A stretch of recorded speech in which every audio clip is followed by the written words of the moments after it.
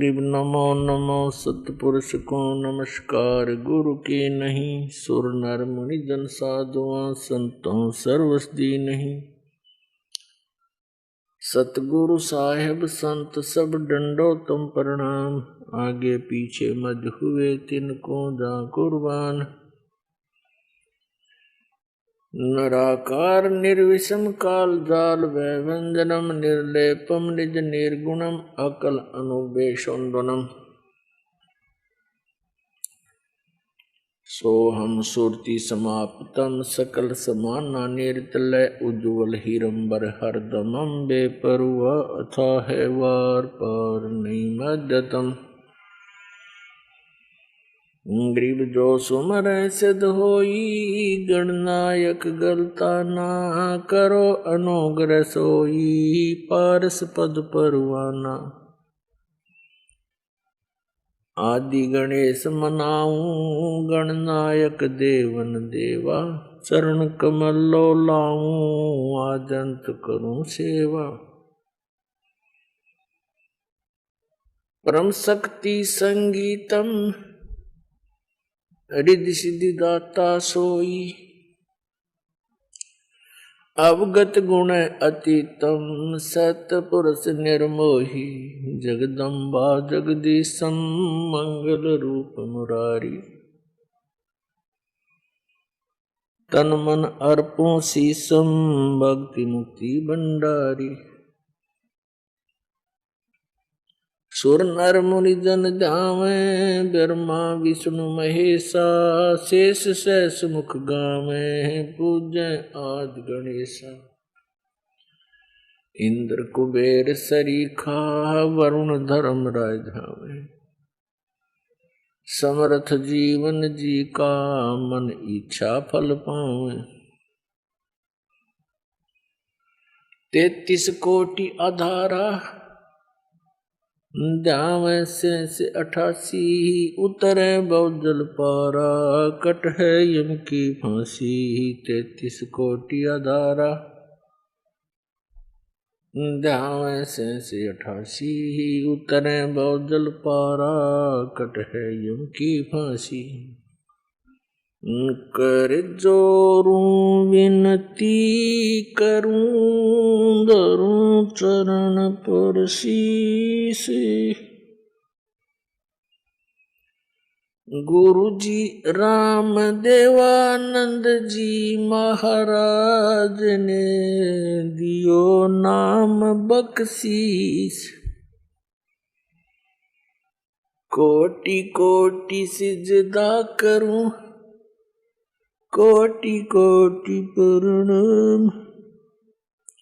चरण कमल में राखियो मैं बांधी जाम गुलाम।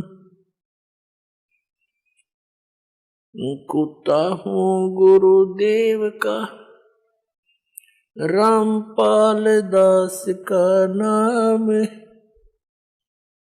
गले प्रेम की जेवड़ी जाखें चोवा जाऊं। तो करो तो बावड़ू दूर दूर करो तो जाऊं। जो राखो तो ही रहूं जो देओ सो खाऊं।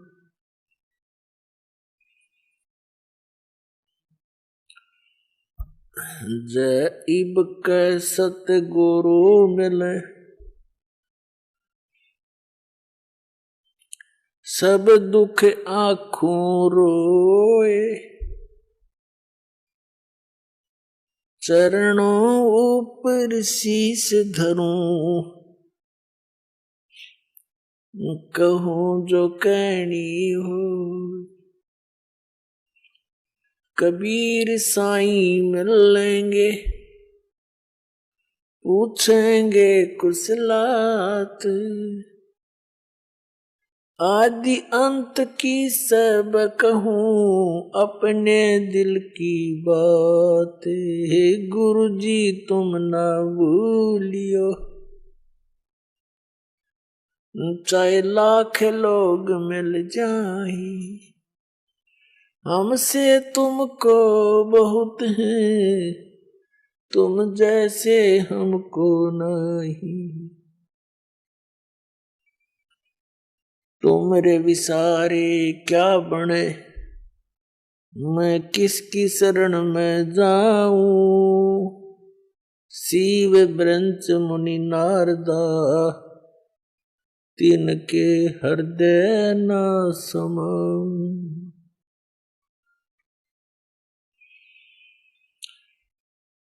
परम पिता परमात्मा पूर्ण ब्रह्म सर्वश्रेष्ठी रचनहार कवि परमेश्वर जी की असीम रजा से आप ये चंद पुण्यात्माएं उनकी महिमा सुनने के लिए उपस्थित हुए।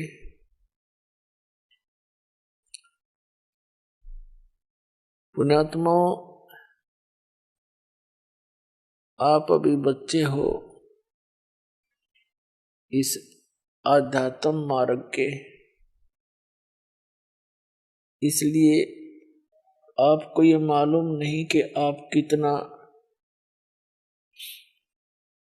लाभ प्राप्त कर रहे हो, आपका कितना उपकार हो रहा है। परमात्मा कबीर जी जो काशी में बनारस में दुल्हा रूप में आए थे, दानक रूप में, वो पूर्ण परमात्मा है। और आप सभी आत्माएं इस पृथ्वी पर या अन्य लोकों में, इस काल के लोकों में या अन्य स्थानों, वो सभी परमेश्वर कबीर जी की आत्मा है, उसके बच्चे हैं।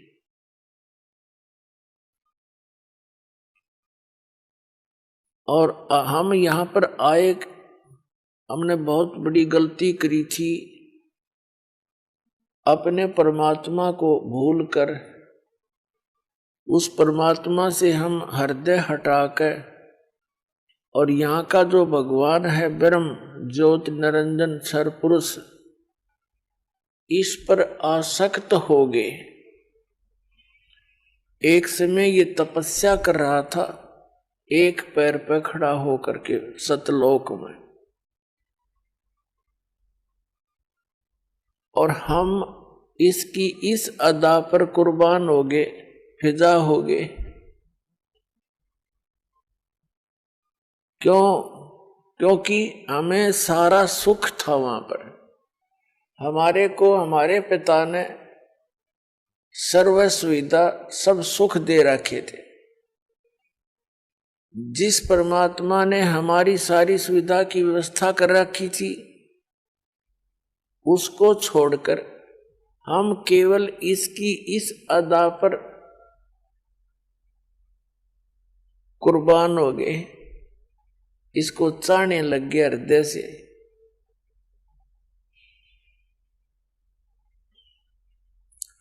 परमेश्वर ने बहुत बार आकाशवाणी की कि बच्चों, इसकी क्रिया को मत देखो, आप मस्त रहो। हम ऊपर से तो सावधान हो गए, अंदर से कसक गई नहीं।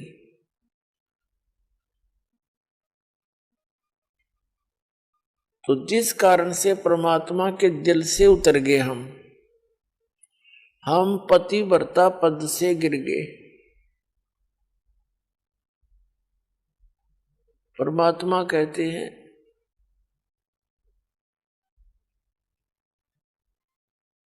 कि जो पतिव्रता पद पर नहीं है, उसका कहीं भी आदर हुआ नहीं करता। हम भगवान के दिल से गिर गए, उतर गए, और फिर इसके ऊपर आस्था बन गई।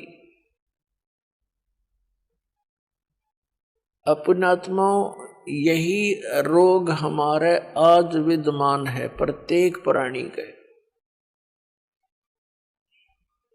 तो फिर क्या हुआ कि इस ज्योति निरंजन काल भगवान ने परमात्मा से कुछ याचना की। परमेश्वर कबीर जी ने पूछा, क्या चाहता है तू ज्योति निरंजन,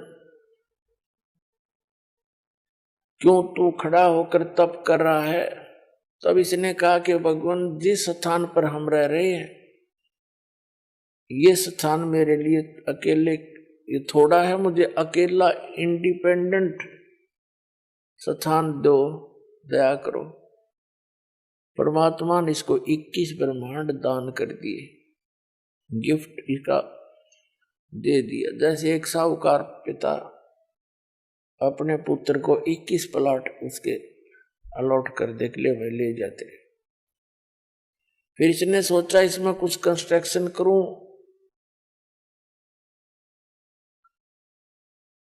उसके लिए इसने फिर तप किया। परमात्मा ने पूछा, तू क्या चाहता है?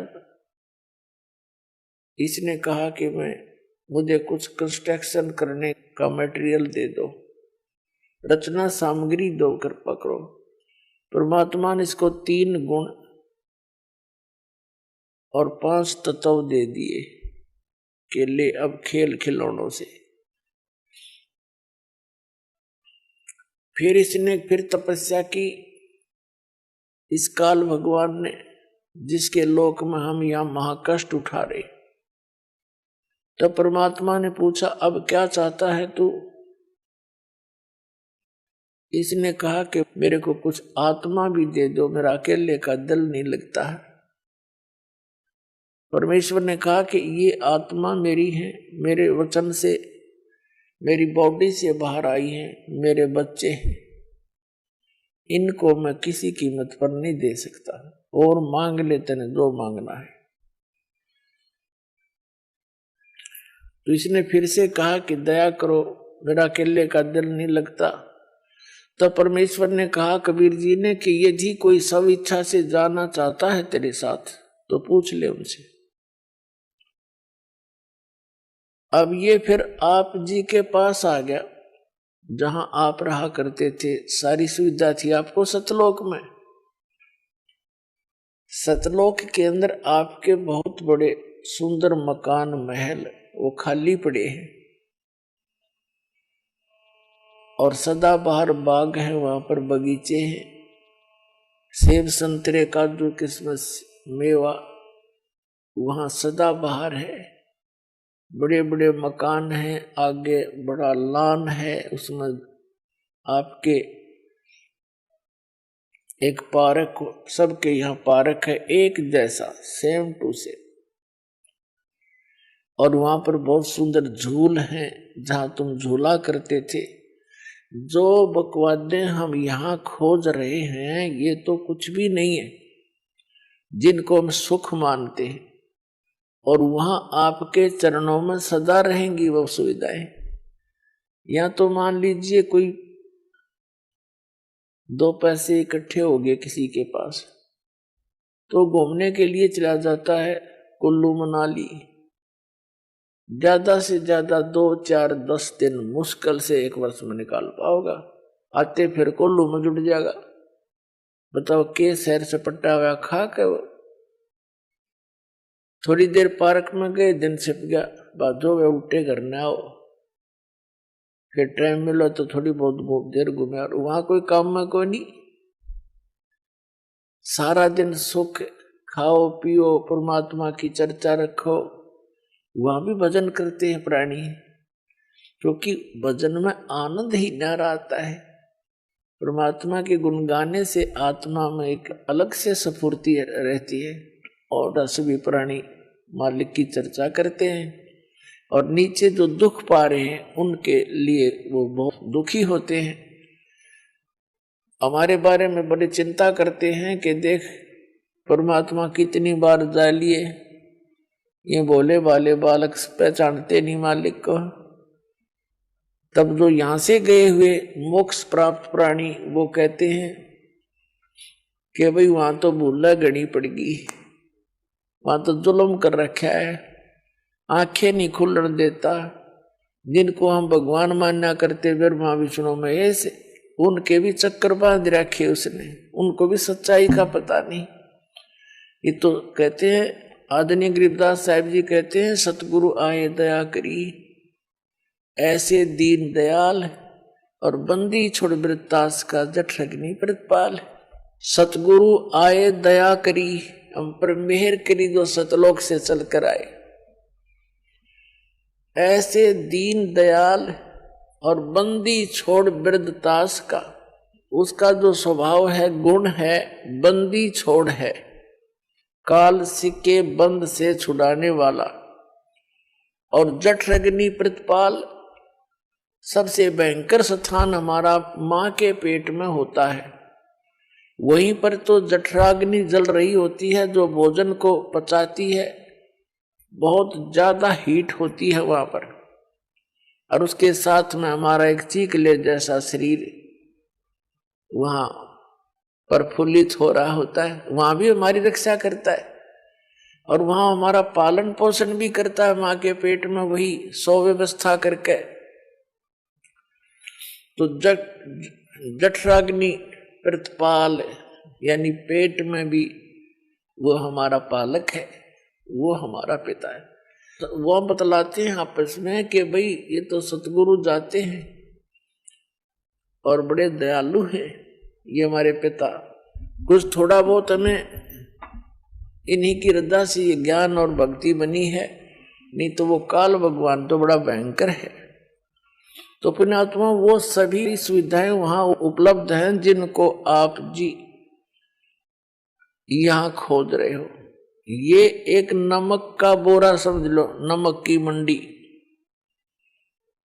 और वो बूरा की मंडी, एक जैसे बिल्कुल मिलता जुलता उनकी कलर होता है, एक जैसा सारा कुछ होता है, लेकिन टेस्ट में अंतर होता है। ये तो नमक खारा और वो सतलोक बूरा, इतना अंतर है यहाँ के और वहां के सुख में। जैसे ये नकली पंथ बताते हैं, सतलोक के गुण गाते हैं, काल के नाम सुनाते हैं और सतलोक के विषय में बताते हैं कि वहां कुछ है ही नहीं, चेतन ही चेतन है, प्रकाश ही प्रकाश है, चेतनता ही चेतनता है, आत्मा उसमें जाकर लीन हो जाती है। बता के कराएंगे उसमें लीन होकर के, कोई तो कह वहां जाने का, उसमें लीन हो जाते हैं, क्योंकि उनका ज्ञान गलत, उनकी साधना समाधान गलत। तो जब थ्योरी गलत है तो प्रैक्टिकल ऑटोमेटिकली गलत है।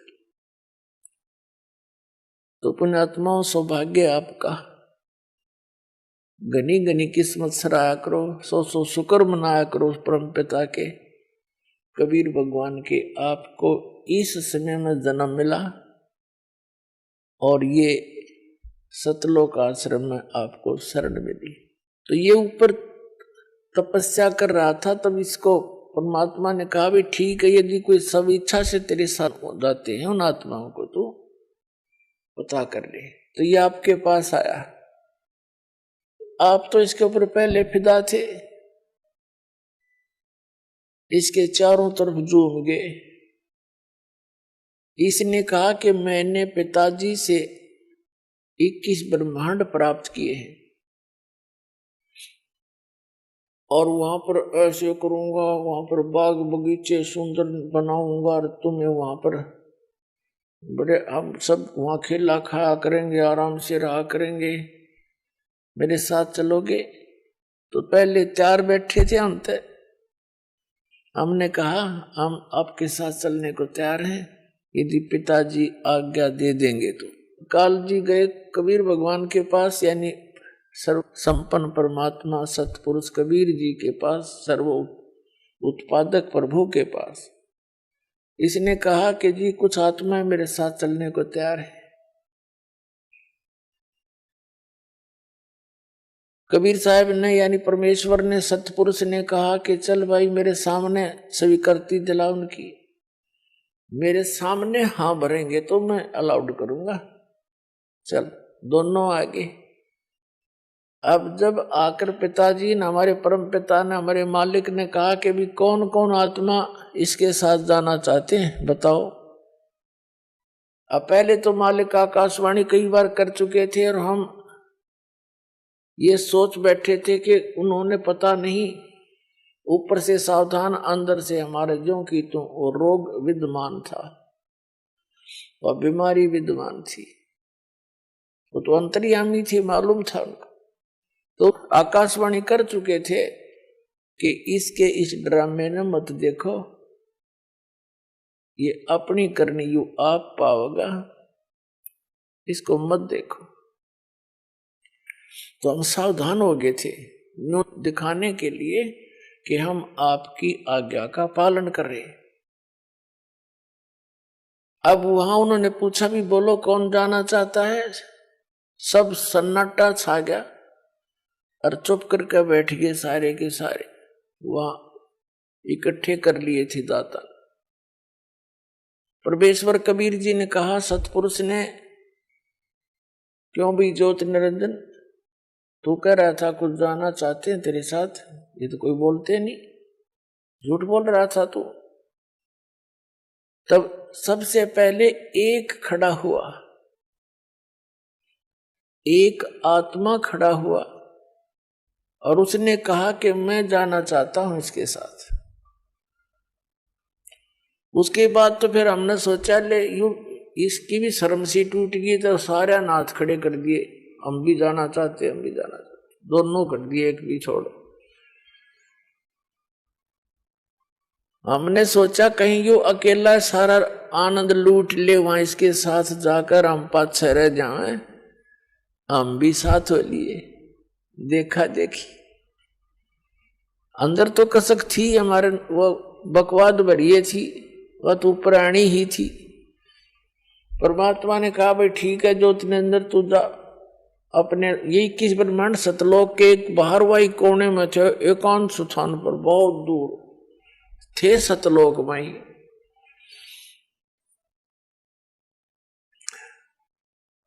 तो ये अपने लोक में आ गया, 21 ब्रह्मांड का एक लोक कहलाता है।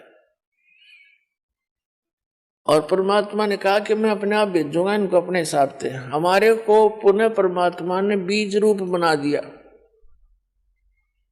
सबको, और जिस आत्मा ने सबसे पहले स्वीकृति दी थी इस काल को सहयोग देने की, इसके साथ आने की, उसका परमात्मा ने कन्या बना दी, लड़की। उसके प्रजनन इंद्री नहीं लगाई थी और खूब युवा लड़की सुंदर, और उसके अंदर परमात्मा ने हम सभी को बीज रूप में फीड कर दिया और अपने पुत्र सहजदास से कहा कि जा सहजदास अपनी बहन को और ज्योति निरंजन के पास छोड़िया। सहजदास तो परमात्मा का पुत्र है, सबसे पहले 16 पुत्र उत्पन्न किए थे परमेश्वर ने अपने वचन से, तो वहां की सारी व्यवस्था की जिम्मेवारी परमात्मा ने उन्हीं को सौंपी थी। उस सहजदास से कहा कि जा इस अपनी बहन को छोड़ के वहां पर ज्योति निरंजन के पास, ये वहां स्वेच्छा से जा रही है, और उसको बता देना कि जो आत्मा तेरे साथ जाना चाहती थी, जिन्होंने स्वीकृति दी थी, उनको इसके अंदर फीड कर दिया है, और जितने भी जीव तू कहेगा नर और मादा, ये अपने वचन से उत्पन्न कर देगी। ऐसी शक्ति मैंने इस बेटी को दे दी है। सहजदास ने आके ज्यों की त्यों कथा इस ज्योति निरंजन को सुना दी।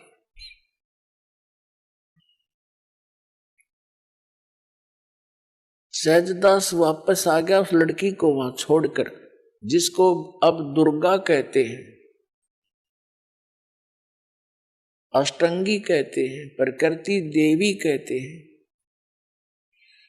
जब सहजदास वहां से आ गया, ये दोनों इकट्ठे रह गए। अकेली युवा लड़की को देखकर उस ज्योति निरंजन के अंदर एक खुरापात उत्पन्न हुआ। उसके रूप पर आसक्त होकर उसने उसके साथ बदतमीजी करनी चाहिए। लड़की भी उसके आव भाव से परिचित होकर कहने लगी कि ज्योति निरंजन देख, पहले तो तू मेरा बड़ा भाई, मैं तेरी छोटी बहन। तेरी उत्पत्ति पहले हुई अंडे से और बाद में पिताजी ने हमें उत्पन्न किया था। तुम हमारा बड़ा भाई है और बहन भाई का यो पाप, ये कर्म महाघोर पाप का कारण होता है, तो ये जुल्म ना करे। उसने एक नहीं सोची, देखा आगा पीछा कुछ नहीं देखा, इतना प्रभावित होगा वासनावश कि लड़की के साथ बदतमीजी करने की हद से बाहर पहुंच गया। आलिंगन बंद करना चाहा, ऐसे अभद्र तरीके से मुंह खोल के। उसको पता था कि यहाँ कोई आने वाला नहीं है, तो लड़की भी उसी बाप की बेटी थी, उसमें भी शक्ति थी। छोटा रूप बनाया, इसके मुख के माध्यम से पेट में पहुंच गई। अब वहां से पुकार करी कि पिताजी मेरी रक्षा करो, मेरी रक्षा करो। मेरे को काल ने अपने अंदर ग्रास लिया, मुझे कहीं स्थान नहीं मिला, इसलिए मैंने अपनी इज्जत की रक्षा के लिए इसके पेट में शरण ली है। तब परमात्मा ने अपने पुत्र जोगजीत का रूप स्वयं बनाकर और उसके पास प्रकट हो गए और कहा, ज्योति निरंजन सुन ले वचन परम पिता का। तूने सच्चे लोक में, सतलोक में यह गलती कर दी। ऐसी गलती करने वाला व्यक्ति इस अच्छे लोक में वो गंदा व्यक्ति नहीं रह सकता। और यहां से तुम निकल जाओ, दोनों के दोनों इस 21 ब्रह्मांड को लेकर। लड़की को, अष्टंगी को काल के पेट से बाहर निकाल दिया, नाखूनों से चीर कर। पुणात्माओं, एक वचन शक्ति बहुत प्रबल है, इसके आगे यहाँ की साइंस कुछ भी नहीं है। वचन से और नाखून तो एक बहाना होता है, जैसे जंतर मंत्र करते हैं कुछ, चाहे वो सींक उठा ले कोई, उसी से करते हैं, तो काम वो मंत्र नहीं करना होता है। तो लड़की बाहर आ गई, जैसे कहा ना पेट चाक कर दिया। तब जोगजीत रूप में खड़े परमेश्वर कबीर जी सत्यपुरुष ने कहा कि तुम दोनों यहां से निकल जाओ, और जैसा तुमने किया अब अपना फल पाओ।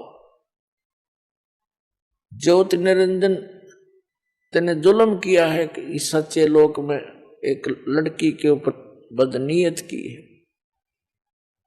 और जिसके कारण अब तू यहां रहने योग्य नहीं है। और उसको भी कह दिया कि तूने भी इसके ऊपर आसक्ता व्यक्त की है, तू परमात्मा के जल से उतर गए हो, और जाओ इसके साथ धक्के खाओ। तो इस ज्योति निरंजन ने फिर बहुत विनय करी कि मुझे यही रहने दे, बाहर ना निकाले जोगजीत, मेरी अर्ज कर दे परमात्मा से। जोगजीत ने कहा कि फाइनल फैसला है, जोगजीत रूप में परमात्मा का, और निकल जाए यहां से। 2 सेकंड लगा बस, इतने में इतना ही कहना था, ये 21 ब्रह्मांड विमान की तरह खिसक पड़े वहां से। पर जिसके एक वचन पर सारे ब्रह्मांड चल रहे हैं, कबीर परमात्मा के, सतपुरुष के, पूरे एक वचन से कि जाओ ऐसे ऐसे करो, ऐसे सब पदार्थों में गुण एक वचन से भर दिए, और वो अपनी क्रिया उस परमात्मा के वचन से कर रहे हैं। अब जैसे एक तोरी का बीज कैसा होता है, और उसको बीज देते हैं और उसमें क्या बन जाता है, फिर आगे क्या लगते हैं, क्या ये जादू नहीं? ये ब्रह्मांड ऐसे ही बनाए परमात्मा ने, उसके वचन से ये सब पदार्थ कार्य कर रहे हैं, उनमें गुण भर दिए परमात्मा ने कि ऐसे से ऐसे तुम ऐसा होगा, ऐसा ही हो रहा है। हमारा माँ के पेट में शरीर बनता है, एक पानी की बूंद तो अंदर फैक्ट्री लगा रखी है, उस मालिक का आदेश ऐसे होगा। अरे देखो क्या बने हैं, कैसे सुंदर, कितने कितने मोड़, कहाँ कहाँ इसमें हाड न्यारे, चाम अलग से, रक्त अलग से, सब मलमूत्र की कोथली न्यारी न्यारी। कोई ये बना के देखा साइंस वाले किसी मटेरियल से, ऐसे उस परमात्मा का ही मटेरियल है, उससे ये अनुसंधान कर लेते हैं और भूल जाते हैं भगवान को। तो सब गुण उसी के दिए हुए हैं, उनका आदेश है ऐसे ऐसे होगा, इसके बाद ऐसे होगा, वो ही हो रहा है। अब परमात्मा ने सारा कुछ बनाकर सिर में दर्द नहीं रखा, विधान बना दिया, ऐसा करेगा उसको ऐसा होगा, ऐसा करेगा उसको ऐसा फल मिलेगा, इस बीज से ये होगा, इसमें ये गुण है, सभी पदार्थ बनाकर भेज दिए। और फिर विधान बना दिया कि ये मंत्र जाप करोगे तो इस तरह लाभ होगा, ये आपकी आपत्तियां टल जाएंगी। तो उस विधान से हम परिचित नहीं थे, जिस कारण से हम दुख पा रहे थे। अब वो विधान इस दास को बता दिया परमात्मा ने और सरेआम कहने का आदेश दे दिया।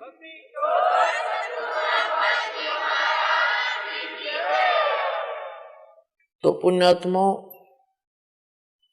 इसने फिर 21 ब्रह्मांड वहां सतलोक से 16 शंख कोश की दूरी पर आगे, एक कोश लगभग 3 किलोमीटर का होता है, और नील पद्म शंख 16 शंख कोश की दूरी पर।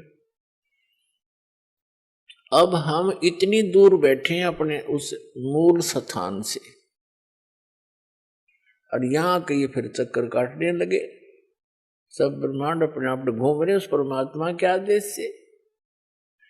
अब जो वैज्ञानिक जो रिसर्च कर रहे हैं, ये अंश मात्र भी नहीं कर सकते उस परमात्मा की कंस्ट्रक्शन का, संरचना का।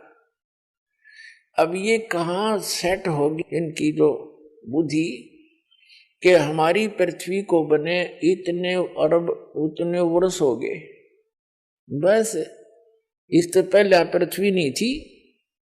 अकल देखो इनकी। उस परमात्मा ने सारी इतिहास बता रखा, कितनी बार यह पृथ्वी नाश हो ली, कितनी बार एक ब्रह्मांड के नाश हो लिया। और फिर ठीक है, जो रिसर्च वो कर रहे हैं वो भी सही है, लेकिन ये सारा कुछ पहले परमात्मा ने अपने वचन से बना दिया था। फिर विधान बता दिया कि जैसे इस पृथ्वी पर, अब ये प्रश्न बदल जाएगा, पहले वही शुरू करते हैं। ये जब यहां आ गया, इसने ऊपर स्वर्ग की, ब्रह्मलोक की रचना की और उस सतलोक की नकल यहां पर तकरीबन बनाने की चेष्टा की। दुर्गा के संयोग से बनवाता है, क्योंकि दुर्गा जी के पास वो पावर मालिक ने दे रखी है वचन की। तो वहां ऊपर ब्रह्मलोक के अंदर एक स्वर्ग लोक, इंद्र का, महाइंद्र का लोक, सतलोक, अलखलोक, अगमलोक और नकली, सारे नकली डुप्लीकेट अकलोक, ये सारे बनवा रखे। सुंदर सुंदर पहाड़ हैं, झरने बहते हैं, बाग खिले हुए हैं। तो फिर इस काल ने दुर्गा के साथ वहां फिर कहा कि इसने फिर वही क्रिया की। दुर्गा जी ने फिर कहा कि आप मेरे बड़े भाई, मैं आपकी छोटी बहन, तो जुल्म ना करे अन्यायी। और दूसरा देख, पहले तू, अब मैं तेरे पेट से बाहर आई हूं, तेरी बेटी होगी, कोई तो नाता राख ले, तो जितने जीव कहेगा मैं उत्पन्न कर दूंगी। लेकिन इसने एक नहीं सुनी, अपने नख रेखा से भग कर ली ना। इसने अपने नाखूनों से स्त्री इंद्री लगाई उस दुर्गा के। पर पुण्यात्माओं, आप अध्यात्म मार्ग से बिल्कुल जो है अपरिचित है, भूले पड़े हैं। वचन की शक्ति बहुत जबरदस्त होती है और ये छोटी मोटी साधना भक्ति करके ये सिद्ध पुरुष भी अपनी शक्ति भगवान से प्राप्त कर लेते हैं। और वो यहाँ पर ऐसे ऐसे चमत्कार कर देते हैं जैसे एक सिद्धि सब सागर पीवे, एक सिद्धि जो बहुत जो जीवे। एक अगस्त ऋषि ने सिद्धि प्राप्त कर ली थी, 10-20 वर्ष डरे हो गए, 7 समुद्रों को एक चुल्लू में उठा के और पी गया था। आज के वैज्ञानिक इस बात न मान लेंगे, साधन भी ना मानी, इनका तो दिमाग चल रहा है। जो भगवान से विरुद्ध बोलता है, भगवान को भूलकर बोलता है, उसकी बुद्धि चल चुकी है, ये समझ लेना। उसका दिमाग चला हुआ है, वो व्यक्ति श्रेष्ठ नहीं है। और फिर प्रार्थना की, उसने कुरला मार दिया, एज इट इज भर गए। ये 100 की 100 सत्य है, हमारे ना जच्चे तो भी सत्य है, क्योंकि हम बालक हैं, हमारी बुद्धि कति कंडम होली, अज्ञान सुनते सुनते हम तो हीट एंड ट्रायल मेथड पर सेट हो गए।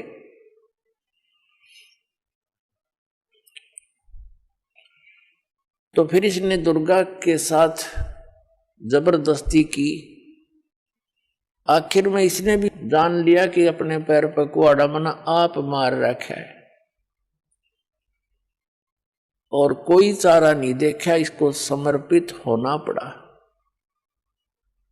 इसने बड़ी चतुरता कर रखी है। काल भगवान ने ब्रह्मलोक का, जो इसका अपना निज लोक है, जहां ये रहता है प्रत्येक ब्रह्मांड में, उसके सबसे ऊपर के हिस्से में बीच में बहुत बड़ा गैप दे रखा है, समुद्र भर रखे है।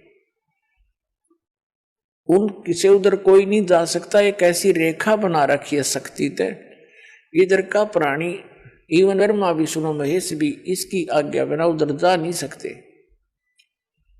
जैसे लक्ष्मण ने एक रेखा खींच दी थी कुटिया के चारों ओर, कोई भी प्राणी उसके अंदर नहीं आ सका था। तो ये ते काम व्यक्ति साधारण से सिद्ध पिछले भक्ति वाले प्राणी ही कर देते हैं, और वो तो इनका बाप है। बहुत बड़ी शक्ति है इसके अंदर। तो वहां पर इसने 3 स्थान बना रखे हैं काल भगवान ने।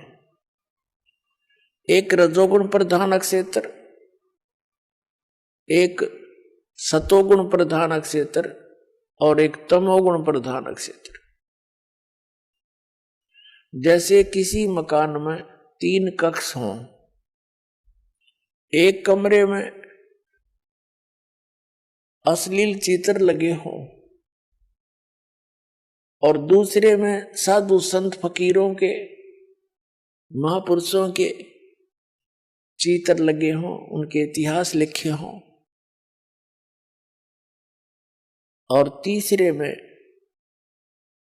इन शहीदों के, सूरवीरों के तो चित्र लगे हों। तो जब व्यक्ति उस अश्लील चित्र लगे हुए कक्ष में प्रवेश करेगा, उसका आव भाव वैसा ही हो जाएगा, उसकी मेंटलिटी वैसी ही हो जाएगी। तो जब जिसमें साधु संत फकीरों महापुरुषों के फोटो लगे हों, चित्र लगे हों, स्वरूप लगे हों, वहां जाएगा तो ऐसा ही भाव बन जाएगा। उनके इतिहास को याद करके, उनकी जीवनी को याद करके, उनके उपदेशों को याद करके। इसी प्रकार तीसरे कक्ष में जब जाएगा, शहीदों और शूरवीरों के जो चित्र लगे हुए होते हैं, बहादुरों के, तो वहां जाकर उसके स्वभाव वैसा ही हो जाएगा। ऐसे उसके मन में प्रेरणा होगी, इसने ऐसा कर दिया था, ऐसा करना चाहिए, बड़े महान थे। और आप भी उसी तरह की गतिविधि अंदर अपने आप पनप जाती है। और जब तक वहां रहता उसका वैसा ही भाव बना रहता है। इसने ये चतुरता करके क्या किया कि जो रजोगुण प्रधान क्षेत्र है, उसमें इसने अपने 5 मुख बनाए काल भगवान ने। और दुर्गा को सावित्री जैसा रूप बनाया। इनका ये दोनों वहां रहे रजोगुण प्रधान क्षेत्र में, और इनके संयोग से वहां जो संतान उत्पन्न हुई वो प्रथम पुत्र ब्रह्मा नाम रखा उन्हें कि इसको हमने नीचे छोड़ना है, और ये ब्रह्मा को आओगा कहलाओगा कि वहां की सृष्टि रचयिता। और उसमें क्या हो गया कि उसके अंदर वो रजोगुणी पैदा हो गया, उसके अंदर रजोगुण हो गया कंप्लीट, सबसे अधिक, इतना जबरदस्त। और फिर जब वो दूसरे क्षेत्र में गए सतोगुण प्रधान क्षेत्र में, तब इसने विष्णु जैसा रूप बना लिया, जैसे हम विष्णु जी का रूप देखते, और दुर्गा का रूप बना लिया लक्ष्मी जैसा। इन दोनों के संयोग से जो पुत्र उत्पन्न हुआ सतोगुण प्रधान क्षेत्र में, उसका नाम विष्णु रख दिया, और वो सतोगुण युक्त हो गया। तीसरा स्थान इसने बनाया वो तमोगुण प्रधान, उसमें इसने अपने पुत्र, जैसे आप देखते हो शिव ऐसा रूप बनाया, और दुर्गा को पार्वती जैसा रूप बनाकर वहां रहे। वहां जो इनके संयोग से पुत्र उत्पन्न हुआ वो तमोगुणी हो गया, शंकर भगवान के, जिसको शिव जी कहते। अपनात्मा जैसे मिर्च है, मिर्च, और मिर्च का छौंक लगा, मिर्च के अंदर गुण है कि मुंह फूके, इसने मिर्च कह ले चाहे मुंह फूकनी कह ले, सीधी सी बात, इसका गुण है इसके अंदर। तो इन ब्रह्मा कह ले चाहे रजोगुण कह ले, विष्णु कहो चाहे सतोगुण कहो, शिव कहो चाहे तमोगुण कहो। और हमारे सदग्रंथ भी बताते हैं कि यही तीन देवता हैं और यही तीन गुण हैं, और ये स्वयं स्वीकार करते हैं, अपनी दुर्गा माता से कहते हैं कि आप हमारे ऊपर इतनी दया दिखाते हो, फिर आपने मुझे तो तमोगुण बना दिया, क्यों बना दिया? इनको मालूम है हमारे अंदर से क्या क्या प्रेरणा हो रही है और क्या क्या प्रभाव कर रही है। अब क्या होता है कि जैसे मिर्च है, इसने मिर्च कहो चाहे मुंह फूकनी कह लो, मुंह जलाने वाली, तो इसके अंदर गुण है, तो ये कंप्लीट सारा कुछ, वो गुण कहो चाहे मिर्च कहो, वो न्यू का न्यू है। उसका छौंक लगता है रसोई में, और छींक आती है तीसरे कमरे में बैठे आदमियों ने, मूल वस्तु रसोई में, उसके गुण ने प्रभाव डाल दिया तीसरे कक्ष में, जो कि वहां 50 फुट की दूरी पर था। अब इसका कारण क्या है कि उसके गुण ने वहां जाकर दबाव दिया, और उन्हें छींक आई, उसके बस की बात नहीं छींक रोक ले कोई। तो ऐसे ही ये भगवान तीनों को फिर क्या किया, इनको अचेत कर दिया बाल अवस्था में, जुनसा भी पैदा होता गया, और जब 2-1 वर्ष का जानन जोगा हो उसको अचेत कर देते, कोमा में डाल देते, और उसको परवरिश जारी रखते। जैसे देखा है कि व्यक्ति कह रहा था कि हमारे रिश्तेदार का एक लड़का इकलौता पुत्र कोमा में जा रहा है, और 10 वर्ष से कोमा के अंदर है, और नली से उसमें दूध डाल देते हैं, दलिया डाल देते हैं, और टट्टी पेशाब खूब ठीक करता रहता, उठा उठा कर डाल देते, नवाते हैं। तो ऐसे ये इनकी परवरिश करी, इनको अचेत रखा, ताकि कहीं इनको पता ना चल जाए मेरे जाल का। काल कहता है। तो जब ये युवा हुए, विष्णु जी को लिटा दिया, क्योंकि इसने रचना पहले कर ली थी। विष्णु जी को लिटा दिया एक शेष नाग की सैया पे, और उसके नाभि से कमल ऊपर भेज दिया। अब ये पता नहीं क्या कर दे, जादू जंतर, टाइप की ये सिद्धि होती है। उसके ऊपर विष्णु तो बेहोश पड़े हैं, अचेत है, उसकी नाभि से कमल निकल गया, वो जाकर ऊपर दूर स्थान पे उस पर ब्रह्मा जी को सचेत कर दिया। कैलाश पर्वत पर शंकर जी रखे हुए थे कोमा में, वहां उसको सचेत कर दिया। ये तीनों हो फिर सचेत कर दिए तो ये न देखा, इधर उधर देखा, कुछ भी नहीं दिखा। ब्रह्मा जी खुद कहते हैं मुझे नहीं मालूम मैं कहां से उत्पन्न हो गया, मेरा जनक कौन है, मैं कमल के फूल पर पाया अपने आप को। उस कमल से नीचे उतरा तो विष्णु बेहोश पड़ा, अचेत था। मधु और कैटब नाम के दो राक्षस ब्रह्मा जी के पीछे पड़ रहे थे। फिर विष्णु जी के अंदर से एक युवती निकली,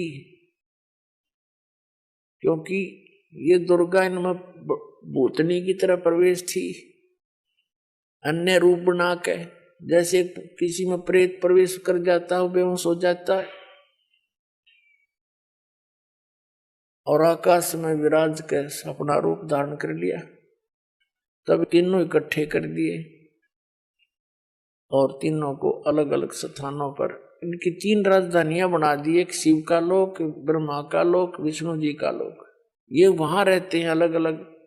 फिर इन तीनों का विवाह कर दिया, अपने वचन से 3 पुत्रियां बनाई, अपने ही वचन से 3 लड़कियां बनाई इसने, सावित्री, लक्ष्मी और पार्वती नाम रख दिया। सावित्री का विवाह कर दिया ब्रह्मा जी से, लक्ष्मी का विवाह कर दिया विष्णु जी से, और उमा का विवाह कर दिया शिव जी से। और तीनों को अलग अलग राजधानी दे दी और कहा जाओ तुम अपना अपना काम करो। ब्रह्मा से सृष्टि होगी, विष्णु से सतिथि, और शंकर संहार क्या करेगा। बताइए क्या मतलब हुआ? एक तो पैदा करे, एक पाड़ दे, एक मारे, यह बड़ी सतिथि थारा व्यवस्था हुई। किस लिए? इस काल को श्राप लगा था वहां पर। परमात्मा ने कहा था जोगजीत रूप में कि आज के बाद तेरा नाम काल होगा, तेने लड़की के साथ जुल्म करने की चेष्टा की, और 1 लाख मानव शरीरधारी प्राणियों के शरीरों का तो नित आहार करेगा, सूक्ष्म शरीरों का, और निकल जाए यहां से।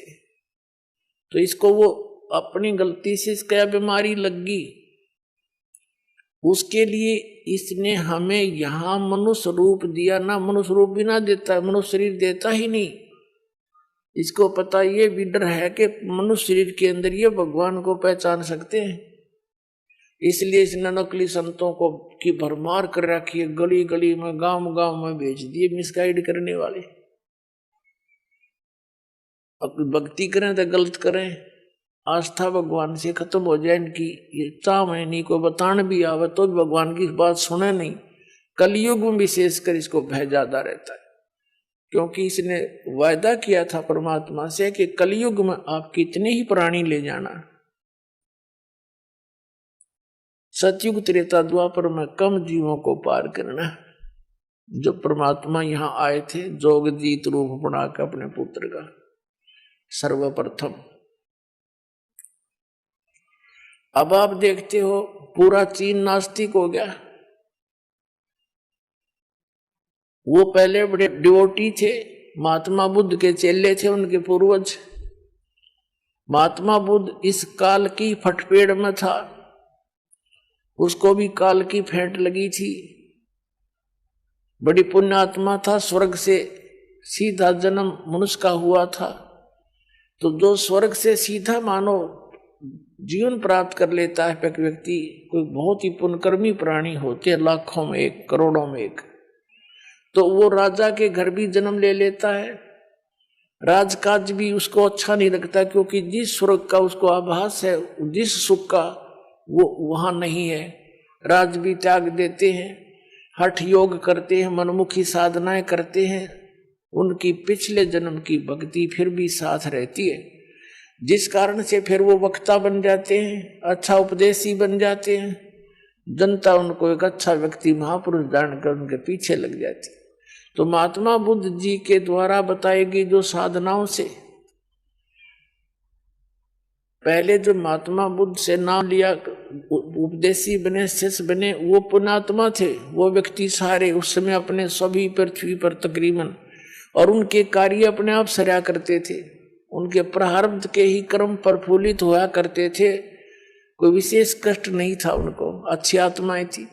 तो वो ये सोचा करते थे महात्मा बुद्ध के द्वारा दिए गई साधना से हमें लाभ हो रहा है, आगे चल के कर्महीन प्राणी होते चले गए कलयुग में, पिछले पुण्य साथ रहे नहीं, जिस कारण से उन्हीं साधनाओं को करते करते उस पूरे चीन में किसी को लाभ नहीं हुआ, सब ने लाभ होना बंद हो गया। तो सब नास्तिक हो गए कि कोई भगवान नहीं कहीं पर, छोड़ो इसको, फंड है ये। और काल ये चाव है कि नास्तिक हो जा, अब वहां कोई जिक्र करो भगवान का, चर्चा भी ना चालन दे, ऐसे बना दिए वहां पर अपने आत्माओं। परमात्मा चाहता है जैसे ये राधा स्वामी पंथ, अरे सच्चा सौदा सरसा और जगमाल वाली वाला पंथ, डेरा, और ये जितने भी इससे संबंधित ब्रांच हैं, जनोद वाला, जय गुरुदेव, मथुरा वाला, या और ठाकुर जी जितने ये सारे, अरे निरंकारी, अरे आसाराम, अरे सुधांशु जी जैसे, अरे ब्रह्म ऋषि को आवे कुमार स्वामी, इनका का पता नहीं। ये पुण्यात्मा अच्छी अच्छी आत्मा इनके पास जाती है, उनका इत्तेफाक से अपना संस्कार कोई अच्छा आ जाता है, नियमित ये बन जाते हैं। जितने सुख ये बताते हैं इनके चेले, इतने तो हम पहले भी प्राप्त किया करते, साला सरजाया करते, हनुमान के पुजारी थे और कुछ भी मंत्र नहीं करते थे, इन्हें को जो मिल गया वो मंत्र कर लिया। ये था हमारा पूर्व जन्म का संस्कार फल रहा था। हम सोचा करते हनुमान जी कृपा करें, हनुमान जी क्या की कृपा करें, वो आप भगत थे। तो पुण्यात्माओं, इनको काल ने इस काम ला रखा कि इनते फिर कुछ समय के बाद कुछ भी लाभ नहीं होना इन साधनाओं से। और कुछ वर्तमान के जैसे महापुरुष हैं, संत हैं, इनकी अपनी पुण्य कमाई पिछले जन्म की घनी हुई इनके साथ, और इनके वचन आशीर्वाद से छोटी मोटी राहत इनको मिल जाएगी, और उनके टैर की हवा कम हो जाएगी, दूसरा में डल जाएगी थोड़ी थोड़ी, ना वह काम करने जोगे ना वो रहेगा कितने जोगा। तो ये कुछ दिनों के बाद पूरा भारतवर्ष भी नास्तिक हो जाना था, यदि आज यह कृपा दाता की आपके ऊपर ना होती। तो आज का जो उद्देश्य सत्संग का, तो पुण्यात्माओं, आप अपनी गलती से इस काल के साथ आगे हम सभी, और फिर इन ब्रह्मा विष्णु महेश से फिर ये सारी सृष्टि, कुछ दुर्गा ने अपने वचन से की, कुछ इनकी गृहस्थी कर्म से, फिर आगे सारा ऐसे ये सारा जुगाड़ जुड़ गया। अब इसने बुला दिया भगवान को, ये स्वयं भी गुप्त रहता है, इसने कसम खा रखी है, प्रतिज्ञा कर रखी है दुर्गा से कि मैं कभी किसी के समक्ष नहीं आऊंगा और मेरा भेद मत बता दिए, ना तेरी खैर नहीं है। यह इससे बहुत डरती है क्योंकि इसका कोई और संरक्षक रहा नहीं, अपने पिता ने छोड़ के हम सारे आगे, तो हमारा कोई वाली वारस नहीं है। ये हमारे साथ कुछ भी करे, कितना ही कष्ट दे, ये खुद बन बैठा है यहाँ का संचालक। अब क्या क्या हो रहा है आपके साथ आपको पता नहीं, आपने ये एक परंपरा मान ली, विधान मान लिया कि ऐसा सभी के साथ हो रहा है तो होएगा। वो तो बात ठीक है, होगा तो होएगा, ना मानोगे तो भी होएगा। अभी तक तो ज्ञान नहीं था कि इसका कोई समाधान भी है, अब पक्का ज्ञान हो गया हमें कि इसका 100% समाधान है, बहुत आसान है। वो कैसे है? इस दास के पास आओ, चाहे पूरा विश्व आ जाए और ये सत्य ज्ञान प्राप्त करो, आपके बच्चों को भी इस मार्ग से जोड़ो। यदि आप पिता हो, माता पिता अपने बच्चों के लिए अपना सारा जीवन न्योछावर कर देते हैं उनको सुखी देखने के लिए। जिस माता पिता को ये ज्ञान हो जा तो फिर वो अपने बच्चों को इस तो बार नहीं रहने देगा। जैसे सर्दी गिर रही हो और माता पिता को पता चले, आंखें खुले रात्रि में और बच्चे ने रजाई एक तरफ कर रखी हो पैर पूर मार के, तो उठ के जब उड़ाओगे उनको रजाई के और चारों तरफ से दाब देंगे कि सर्दी ना लग जाए बच्चे को, बेटी को, बेटे को। तो पुण्यात्मा, जिस माता पिता ने दीक्षा ले ली उसने तो रजाई ओढ़ ली, काल की सर्दी लग गया को ना, उस पर तो दुख का असर हो नहीं। और बच्चे बगैर रजाई के बैठे और उसी सर्दी में उसे घोर स्थान पर, भयंकर स्थान पर। तो अगर जिस दिन आपको ज्ञान होगा अपने बच्चा ने भी रजाई उड़ाओगे, चाहे अपनी भी उतार के उड़ानी पड़ जा, तो अपनी उतार के उड़ाने में भी कोई समझदारी नहीं, आप नमूनिया हो जाएगा।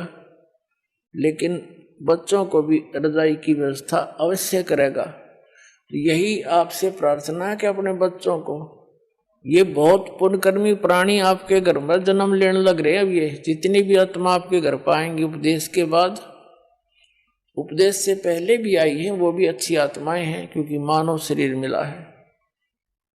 और उनको भी और आने वाली अन्य संतान को इस परमात्मा की रजाई में जरूर लपेट लेना, इसे बाहर ना रहना।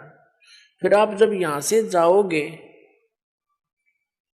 आप यहां से जाओगे संसार छोड़कर, इस ज्ञान के आधार से आपकी आस्था इतनी हट जाएगी यहाँ की। अगर आपको कोई स्वर्ग का राजा भी बना होगा ना, आपने नफरत हो जाएगी हृदय से, नो नहीं कहने सुनते हैं। आपकी रुचि ना बने, ये ज्ञान ऐसा दे देगा दास जो परमात्मा ने दे रखा, और सच्चाई के आधार से यो अपना नरक दिखाई देगा यहाँ का राष्ट्रपति प्रधानमंत्री, कि यो अपने कर्म फोड़ है कति, दूसरा काम नहीं सारा दिन। और फिर आज तो प्रधानमंत्री राष्ट्रपति और कल न पशु बन खड़ा हुआ। यहाँ तो हम इसकी स्टैच्यू लगा करके, मूर्ति बना करके फूल मालाएं डालते रहते हैं, और बगैर भक्ति के वो गधा बन के सैर सपट्टे कर रहा को मार के यहाँ। तो ये काय की महिमा है। इसलिए परमात्मा कहते हैं, मन तू सुख के सागर बस रे और नहीं ऐसा यश रे। और ऐसी महिमा या कुछ भी नहीं है। महिमा चाव है तो वहां बस जा, बस सतलोक चला जा, सीधी सी बात है। उसके जाने का फाइनल फार्मूला, कंप्लीट कोर्स दास के पास दे दिया परमात्मा ने।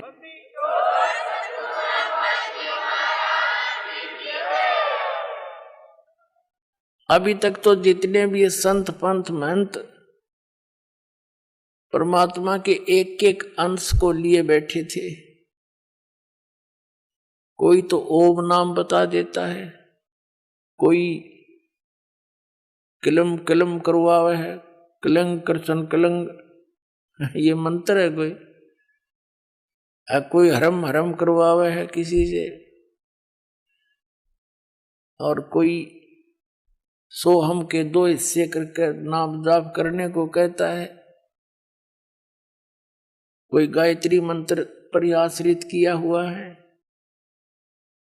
कोई विष्णु जी को भगवान बतावे, कोई श्री कृष्ण जी को, कोई राम को, और कोई ब्रह्मा को, कोई ब्रह्म को। तो पुण्यात्माओं, हमें ज्ञान न होने से हम अपने अपने उस परमात्मा के अंश को कंप्लीट गॉड मान रहे थे। जैसे एक समय 5 अंधे जा रहे थे, उनको पता चला कि गांव में हाथी आया है। पहले गांव में हाथी आ जाता तो बहुत बड़ी बात हुआ करती, सारे देखने आ जाते, इकट्ठे हो जाते, टोल के झुंड के झुंड आते थे। अंधों ने पता लगा कि भाई हाथी आया गाँव में, हम भी देख के आएंगे। एक आंखों वाले से कहा भी हमने एक बार हाथी के पास छोड़ दिया, क्या करोगे तुम सूरदास हो, क्या हाथी देखेंगे? वो कहने लगे हाथी कैसे देखोगे तुम, दिखता तो है नहीं। उन्होंने कहा हमारे हाथ आंखों का काम करते हैं, हम हाथ लगा लगा के देख लेंगे। उसने जाके हाथी के पास छोड़ दिया, चारों दूर दूर नारे नारे बिखर गए वो हाथी के चारों तरफ। एक तो नीचे के पैरों को देख रहा है, ऐसे हाथ फेरे और ऊपर हाथ हट जाए, नीचे ना जा, नीचे धरती हट जाए। उसने फाइनल कर लिया कि यो जो थाम सा है, थाम पिलर जैसा गोल गोल, यो है हाथी। दूसरे ने पेट के नीचे का हाथ फेर लिया, उसने सोचा यो है हाथी। और तीसरे ने सूंड के ऊपर का हाथ फेर लिया,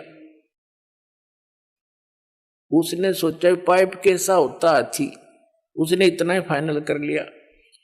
एक ने पूछड़ उसकी दूम के ऊपर हाथ ठा गया उसका, उसने उतने तो अपना एक्सपीरियंस कर लिया कि बस इतना हुआ हाथी पट्टे जैसा। तीसरे ने कान्ना का हाथ लग गया, उसने फाइनल कर लिया हाथी ऐसा होता है। वापस आ रहे थे, किसी ने पूछा सूरदासो कहाँ गए थे, हाथी देख का यहाँ भाई। हाथी तुमने कैसे देखा? देख लिया तन्ने के ठेका, पूछ ले नारा नारा बता देंगे। वो कहने लगा बताओ वे हाथी कैसा है? जिसने उसके पैरों का अनुभव किया था उसने कहा हाथी होता भाई थांब कैसा, पिलर जैसा गोल गोल। दूसरा बोला भाई इसने नहीं बेरा सच्ची बात का, मैं बताता हूं, हाथी होता पाइप कैसा, उन्हें सूंड का अनुभव था। तीसरा कहता भाई इसने नहीं पता हाथी होता पटे कैसा, उसने पूछड़ का अनुभव कर रखा था। चौथा कहता भाई ये सारे झूठ बोले, हाथी होता पाइप कैसा, उसने सूंड ठहरा था, वो सूंड के अनुभव किया बैठा था।